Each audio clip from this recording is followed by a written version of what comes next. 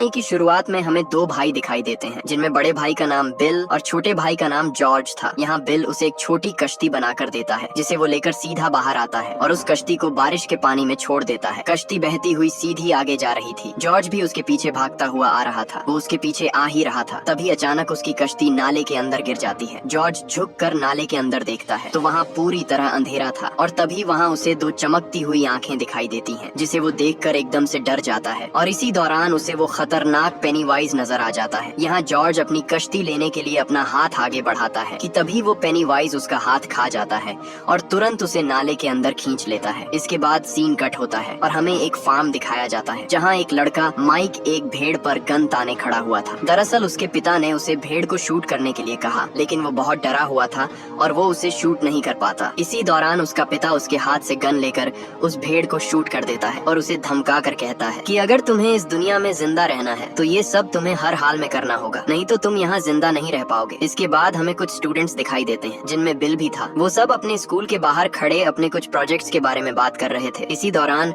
वहाँ एक औरत स्कूल के बाहर खड़ी अपनी बेटी के आने का इंतजार कर रही थी, जो कि पिछले पूरे एक हफ्ते से गायब है और अभी तक उसकी माँ उसके आने की आस में खड़ी थी। तभी वहाँ एक बदमाश लड़कों का ग्रुप आकर वहाँ बिल के दोस्तों को तंग करने लगते हैं। ये देखकर बिल उन्हें जोर से चिल्लाकर कहता है, तुम सब बहुत पछताओगे। इसलिए ये सुनकर वहाँ एक लड़का हेनरी आकर उससे कहता है कि मैंने तुम्हें तुम्हारे भाई की वजह से छोड़ दिया, लेकिन अब नहीं छोड़ूंगा। तभी वो वहाँ कुछ पुलिस वालों को खड़ा देखकर उसे छोड़कर वहाँ से चला जाता है। इसके बाद बिल सीधा अपने घर आता है जहाँ वो अपने भाई की वजह से बहुत दुखी था। वो एक डमी पुतले को लेकर एक पाइप में डालकर ऊपर से पानी को छोड़ देता है, जिससे वो डमी पुतला बहता हुआ सीधा उस पाइप से बाहर आ जाता है। ये देखकर वो अपने डैड को बताता है कि इसी तरह मेरा भाई जॉर्ज भी उस दिन बारिश के पानी में बहता हुआ कहीं दूर चला गया होगा और मुझे लगता है शायद वो अभी भी जिंदा है। आगे से उसका डैड उस पर गुस्से होकर कहता है कि अब जॉर्ज हमारे दरमियान नहीं रहा और तुम भी उसे भूल जाओ, क्योंकि वो अब हमें कभी भी नहीं मिलेगा और वो मर चुका है। इधर माइक भेड़ों का गोश्त बेचने के लिए शहर आता है कि तभी उसे वही बदमाश लड़के दिखाई देते हैं जो वहाँ उसके पीछे आ रहे थे। ये देखकर वो तुरंत वहाँ छुप जाता है और किसी तरह वो उनसे बच जाता है। वो गोश्त निकाल ही रहा था, तभी वहाँ उसे दरवाजे के हिलने की आवाज आती है और इसी दौरान उस दरवाजे से बहुत सारे अजीब से हाथ बाहर निकलने की कोशिश कर रहे थे और तभी वहाँ वो दरवाजा अपने आप खुल जाता है और वहाँ उसे उसी पेनीवाइज की परछाई दिखाई देती है। वो उसे अपने काबू में करने की कोशिश कर रहा था। ये देखकर उसके पैरों तले जमीन ही खिसक जाती है, लेकिन इसी दौरान वही बदमाश लड़के वहाँ आ जाते हैं और वो बदमाश लड़का हेनरी उसे इस शहर से बाहर निकलने को कहकर चला जाता है। इसके बाद हमें बिल का एक दोस्त स्टैन दिखाया जाता है जो अपनी एक बुक रख ही रहा था। तभी उसके कमरे का दरवाजा खुलने लगता है और तभी वहाँ एक पेंटिंग में से एक अजीब सी औरत बाहर निकल आती है, जिसे देखकर उसके होश ही उड़ जाते हैं और वो तुरंत वहाँ से भाग जाता है। इधर हमें बेन दिखाया जाता है जो स्कूल लाइब्रेरी में एक बुक पढ़ रहा था जिसमें उसी पेनीवाइज के बारे में लिखा हुआ था। यहाँ उसे पता चलता है कि हर 27 साल बाद पेनीवाइज बहुत सारे बच्चों को मार डालता है और उन्हें गायब कर देता है। यहाँ वो किताब पढ़ ही रहा था, तभी वहाँ उसे पीछे से एक लाल रंग का गुब्बारा उड़ता हुआ दिखाई देता है। वो उसके पीछे पीछे आता है और कुछ ही आगे आने पर उसे अजीब से अंडे पड़े हुए दिखाई देते हैं। वो उनका पीछा करते करते एक कमरे में आ जाता है और जैसे ही वो उस अंडे को उठाता है तो वहाँ एकदम से सब लाइट्स ऑन ऑफ होने लगती हैं और तभी वो देखता है तो सीढ़ियों से एक अजीब सा दिखने वाला सरकटा बच्चा आ रहा था। वो उसे पकड़ने के लिए उसका पीछा करता है। ये कोई और नहीं बल्कि वही पेनीवाइज ही था। बेन जैसे तैसे करके वहाँ से भाग निकलता है और कुछ ही आगे आने पर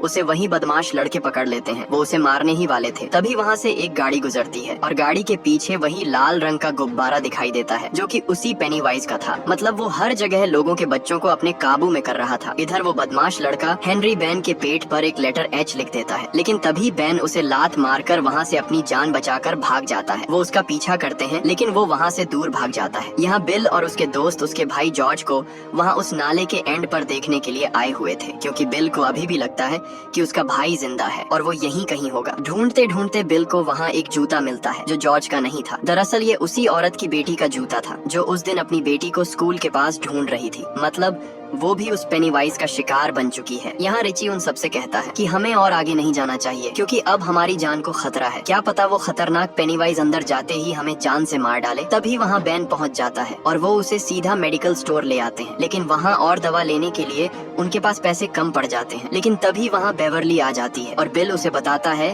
कि हमारे पास पैसे खत्म हो चुके हैं। इसलिए बेवरली वहाँ उस काउंटर पर खड़े एक आदमी का ध्यान अपनी तरफ कर लेती है और तभी एक मेडिकल किट को नीचे गिरा देती है, जिससे उस आदमी का ध्यान बिल और उसके दोस्तों से हट जाता है और इसी का फायदा उठाकर वो वहाँ से भाग जाते हैं और एक जगह पर आकर वो बेन के जख्म पर पट्टी करते हैं। इधर हेनरी का एक दोस्त उसी नाले के अंदर बेन को ढूंढने के लिए आ जाता है। वो बेन को ढूंढते ढूंढते आगे बढ़ता है, लेकिन तभी उसके सामने वहाँ बहुत सारे जले हुए लोग आ जाते हैं। वो भागता भागता एक जगह पर पहुँचता है, लेकिन वहाँ से वो नाला बंद था। इसी दौरान वो पीछे मुड़कर देखता है तो वही लाल रंग का गुब्बारा उसकी तरफ आ रहा था और आते आते वो एकदम फट जाता है और उसके पीछे से वो पेनीवाइज निकलकर उसे वहीं पर मार डालता है। इसके बाद सभी दोस्त बेन के घर आते हैं, जहाँ बहुत सारी पेंटिंग्स लगी हुई थी और तभी वहाँ एक पेंटिंग में उसी पेनीवाइज की भी तस्वीर दिखाई देती है। मतलब वो पेनीवाइज अभी भी इन सबके पीछे पड़ा हुआ था, लेकिन वो उन पेंटिंग्स पर ज्यादा ध्यान नहीं देते। दूसरी तरफ एडी अपने घर की तरफ जा रहा था। जाते जाते उसे रास्ते में एक अजीब और डरावना घर दिखाई देता है। इसी दौरान उसकी दवा लेने का समय हो जाता है। वो अपनी दवा लेने ही वाला था, तभी वहाँ उसी घर से अजीब सी आवाजें आने लगती हैं। ये सुनकर उसके अंदर एक डर सा बैठ जाता है, लेकिन वो ध्यान नहीं देता और चल पड़ता है। इसी दौरान उसकी दवा वहाँ गिर जाती है। एडी एक एक करके अपनी गोलियां उठाता है और एक गोली को हाथ लगाने ही वाला था, तभी वहाँ एक अजीब सा हाथ उसकी गोली को उठा लेता है और तभी वो अजीब सा इंसान उसके सामने आ जाता है। ये देखकर वो वहाँ से तुरंत भागने लगता है और भागता भागता वो एक जगह पर आकर रुक जाता है और दूर खड़ा वही पेनीवाइज उसे दिखाई देता है। ये देखकर उसके होश ही उड़ जाते हैं। इधर बेवर्ली अपने घर थी तो उसे एक कार्ड मिलता है जिस पर कुछ अजीब सी पोएम लिखी हुई थी जो उसके दोस्त बेन ने लिखी थी। तभी वहाँ बेसिन से उसे कुछ आवाज सुनाई देती है। जब वो देखती है तो अंदर से बहुत सारे बच्चों के चिल्लाने की आवाजें सुनाई दे रही थी और वो सब उसे भी अपने पास बुला रहे थे। वो तुरंत एक इंची टेप उस बेसिन के अंदर डालती है और जब वो उसे बाहर निकालती है तो उसके साथ बहुत सारे बाल और खून लगा हुआ था। तभी उसके अंदर से बाल निकलकर पूरी तरह उसे पकड़ लेते हैं और उसे अंदर खींचते हैं। बेवर्ली जैसे तैसे करके खुद को छुड़ा लेती है, लेकिन उस बेसिन से बहुत सारा खून पूरे अंदर फैल जाता है। वो डर की वजह से एक दीवार के साथ बैठ जाती है। इसी दौरान उसके डैड आ जाते हैं। वो उसे कहते हैं कि इतना क्यों चिल्ला रही हो। बेवर्ली आगे से बताती है कि उस बेसिन से बहुत सारे बच्चे चिल्ला रहे हैं, लेकिन उसके डैड को उसकी एक बात भी समझ नहीं आती। और हैरानी की बात, कमरे के अंदर लगा हुआ बहुत सारा खून भी उसे दिखाई नहीं दे रहा था। उसका डैड उसे बताता है कि ये तुम्हारा वहम होगा। इधर बिल की भी एकदम से आंख खुल जाती है। जैसे ही वो उठकर देखने आता है तो एक कमरे से खुद ही लाइट ऑन हो जाती है। वो न चाहते हुए भी डरते डरते उस कमरे की तरफ बढ़ता है और उस कमरे में जाते ही वहाँ कोई भी नहीं था। वो अपने कमरे में बैठा ही था। तभी उसे किसी के भागने की आवाज आती है। वो उसके पैरों के निशान का पीछा करते करते एक जगह पर पहुंचता है जहां उसका भाई जॉर्ज भागता हुआ दिखाई देता है, जिसे देखकर उसके पैरों तले जमीन ही खिसक जाती है। वो तुरंत उसका पीछा करते करते नीचे बेसमेंट तक आ जाता है, जहां उसका भाई उसे अजीब तरीके से हंसकर कहता है, तुम भी मेरे साथ तैरने के लिए चलो। और इसी दौरान वो एक खतरनाक शैतान में बदल जाता है और तभी वो पेनीवाइज भी पानी से निकल बाहर आता है और अचानक बिल पर हमला कर देता है, लेकिन बिल मौके पर ही वहाँ से भाग जाता है। अगली सुबह सभी दोस्त सीधे बेवर्ली के घर आते हैं और उसी जगह जाते हैं जहाँ उस दिन बेवर्ली को वो बाल बेसिन के अंदर खींच रहे थे। सभी दोस्त वहाँ बहुत सारा खून देखकर घबरा जाते हैं। इसके बाद सभी वहाँ से घर की तरफ निकल पड़ते हैं। जाते जाते वहाँ वो उन बदमाश लड़कों की कार को देखते हैं और साथ में किसी की साइकिल भी गिरी हुई थी। वो सभी उसके पीछे भागते हैं। इधर वो सभी बदमाश लड़के माइक को गंदा गोश्त खाने के लिए मजबूर कर रहे थे। इसी दौरान उसे वही पेनीवाइज दिखाई देता है जो अपने हाथ में किसी का हाथ पकड़कर हिला रहा था। इससे पहले वो पेनीवाइज उसे अपने पास बुलाता, वहाँ उसे हेनरी पकड़कर मारने लगता है। वो उसे पत्थर मारने ही वाला था, तभी वहाँ दूर से पत्थर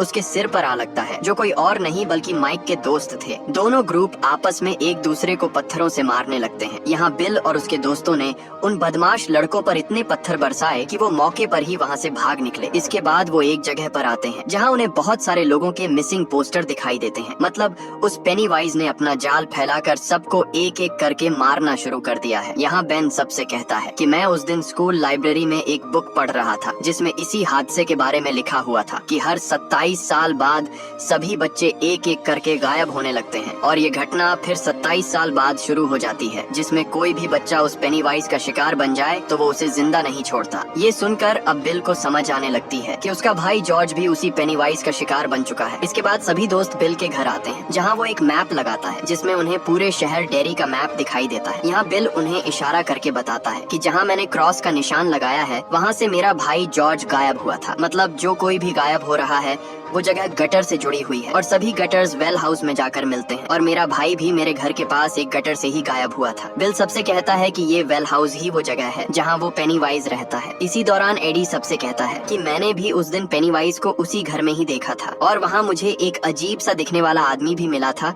जो मेरे पीछे पड़ गया था मुझे पकड़ने के लिए। इसलिए अब वो डरने लगता है और कहता है कि अब हमें उसे भूल जाना चाहिए और उसके बारे में कभी भी बात नहीं करनी चाहिए। इसीलिए एडी गुस्से से वो मैप उतार देता है। इसी दौरान वहाँ वो प्रोजेक्टर भी खुद ही ऑन ऑफ होने लगता है और सभी तस्वीरें खुद ही बदलने लगती हैं और तभी एक तस्वीर से वही पेनीवाइज सामने आने लगता है जिसे देखकर सभी दोस्त वहाँ अपने होश खो बैठते हैं। ये देखकर माइक तुरंत उस प्रोजेक्टर को लात मारकर नीचे गिरा देता है, लेकिन वो प्रोजेक्टर फिर भी खुद ब खुद ऑन होने लगता है और एकदम से वो पेनीवाइज उस तस्वीर से बाहर निकल आता है और उन पर भागकर हमला करता है। लेकिन तभी वहाँ बेन दरवाजा खोल देता है जिससे वो पेनीवाइज वहाँ से गायब हो जाता है। वो सब सुकून का सांस लेते हैं और बिल सबसे कहता है कि अब मैं उसी जगह अपने भाई को ढूंढने के लिए जा रहा हूँ। इसलिए वो सब उसी डरावने घर के पास आ जाते हैं और कुछ दोस्त सीधे उस घर के अंदर चले आते हैं। वो आगे बढ़ ही रहे थे तभी एडी को कुछ आवाज सुनाई देती है। इसी दौरान वहाँ उसे दरवाजा खुलता हुआ दिखाई देता है। वो वहाँ देख ही रहा था लेकिन पीछे से दूसरा दरवाजा बंद हो जाता है। वो भाग कर आता है लेकिन तभी वहाँ का रास्ता बीच से टूट चुका था। इसी दौरान उसके कंधे पर कोई हाथ रखता है और जब वो पीछे मुड़कर देखता है तो उसके सामने वही अजीब सा आदमी था जिसे देख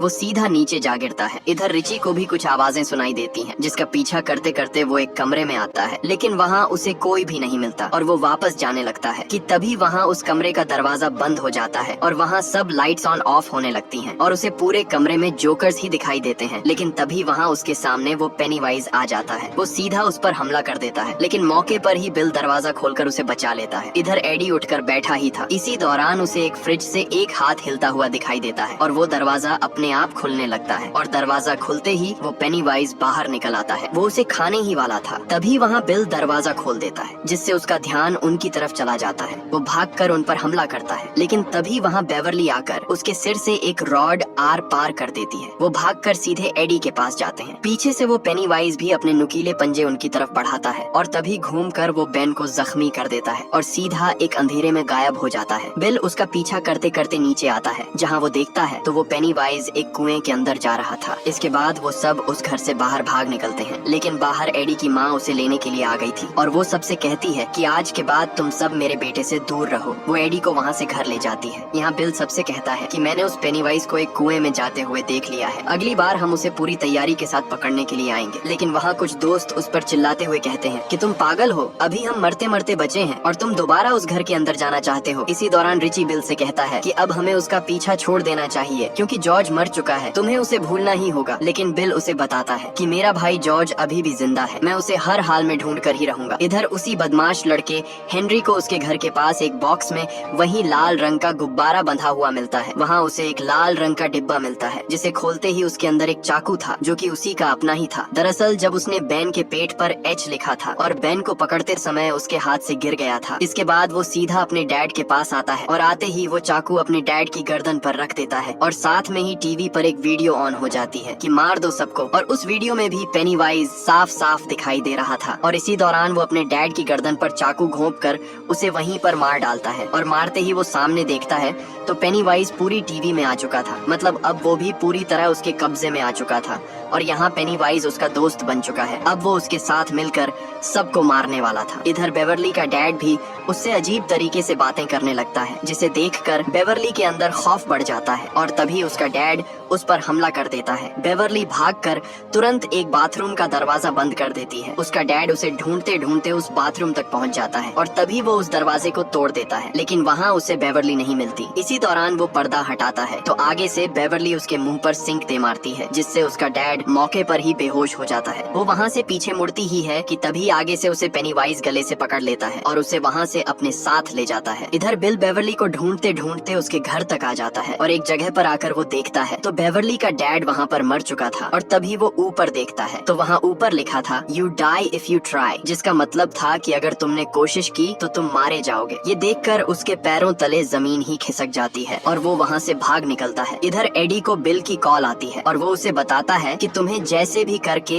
अभी और इसी वक्त हमारे पास आना होगा। इसीलिए एडी भी निकल पड़ता है, लेकिन तभी उसकी माँ उसे रोक लेती है और कहती है कि तुम अभी पूरी तरह ठीक नहीं हुए हो, इसलिए तुम बाहर नहीं जा सकते। वो अपनी माँ से कहता है कि आज आप मुझे नहीं रोक सकती, मैं हर हाल में अपने दोस्तों के पास जाकर ही रहूंगा। इसलिए वो भी वहाँ से निकल पड़ता है और यहाँ पूरे के पूरे 6 दोस्त उसी घर की तरफ बढ़ रहे थे और इस बार सभी के पास हथियार भी थे। वो सब सीधे उस खतरनाक घर के अंदर घुस जाते हैं। अंदर आते ही वो उसी कुएं के पास पहुँचते हैं जहाँ से वो पेनीवाइज उस दिन गायब हुआ था। वो उस कुएं में एक रस्सी नीचे फेंकते हैं और सबसे पहले बिल उस कुएं के अंदर उतरता है। इधर हमें बेवर्ली दिखाई देती है जिसे अभी अभी होश आता है, जो उसी कुएं के आखिर में गिरी हुई थी।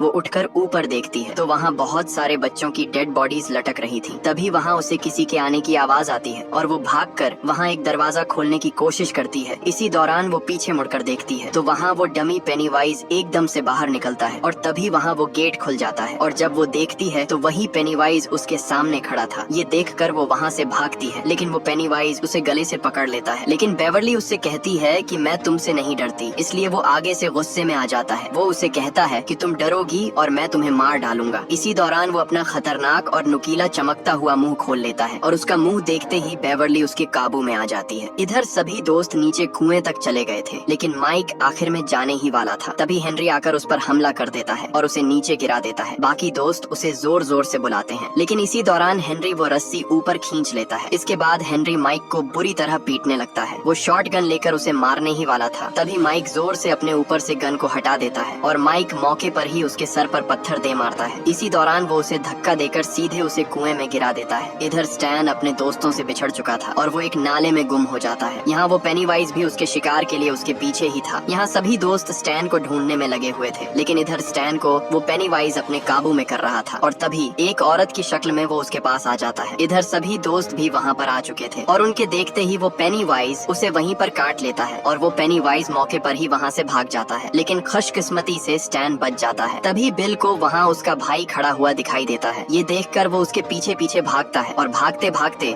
वो एक जगह पर आ पहुँचता है जहाँ वो बेवर्ली को ऊपर लटका हुआ देखता है। इसी दौरान सभी दोस्त भी आ जाते हैं। वो सब बेवर्ली और बहुत सारे बच्चे लटके हुए देखते हैं, जिसे देखकर उनके होश ही उड़ जाते हैं। वो सब तुरंत उसे नीचे उतारते हैं और उतारते ही बेवर्ली को होश आ जाता है। इधर बिल को उसका भाई भी मिल जाता है, जिसका एक हाथ कटा हुआ था और दूसरे हाथ में उसने वो कश्ती पकड़ी हुई थी जो बिल ने उसे उसी बारिश वाले दिन बना कर दी थी। जॉर्ज उससे कहता है कि मुझे अपने घर जाना है, मैं अपने मॉम और डैड को मिस कर रहा हूँ। आगे से बिल उसे बताता है कि मैं भी तुम्हें बहुत मिस कर रहा हूँ और इसी दौरान बिल उसे लव यू कहकर उसे वहीं पर शूट कर देता है। लेकिन तभी वो मरा हुआ जॉर्ज एकदम से हिलने लगता है और हिलते हिलते वो पूरी तरह पेनीवाइज में बदल जाता है और वो वहाँ सब दोस्तों पर हमला कर देता है। लेकिन यहाँ वो सब दोस्त भी उस पर गोली की तरह टूट पड़ते हैं और एक एक करके वो सब उसे पूरी तरह धो डालते हैं और तभी बेवर्ली उसके मुंह में एक रॉड घोंप देती है और आखिरकार वो पेनीवाइज वहीं पर खत्म हो जाता है। इसके बाद सीन कट होता है और हमें सब दोस्त दिखाई देते हैं जो सब उस पेनीवाइज से बच निकले, लेकिन बिल अपने भाई जॉर्ज को हमेशा के लिए खो देता है और ये मूवी यहीं पर एंड हो जाती है।